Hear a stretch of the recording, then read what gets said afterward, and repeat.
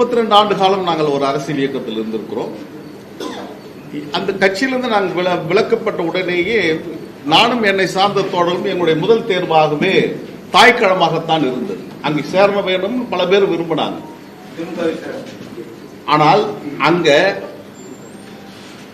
இப்போது இருக்கின்ற அந்த ஜனநாயக கட்டமைப்பில் அந்த தேர்தல் கூட்டணியில் சில பிரச்சனைகள் வந்துவிடக் கூடாது, அது மதவாத சக்திகளுக்கு சாதகமாக போய்விடும் என்கின்ற காரணத்தினால்தான் நாங்கள் விலகி நிற்க வேண்டிய சூழலுக்கு தள்ளப்பட்டிருக்கிறோம்.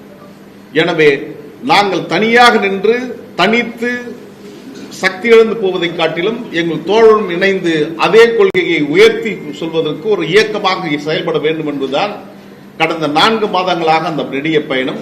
அடுத்ததாக அந்த நெடிய பயணத்தில் 150 ஆண்டுகால நெடிய பயணத்தில் எங்களை அதே பயணத்தில் முன்னெடுத்து செல்வதற்காகத்தான் அது ஒரு அரசியல் இயக்கமாக 20ஆம் தேதி நாங்கள் அறிவிக்க இருக்கிறோம்.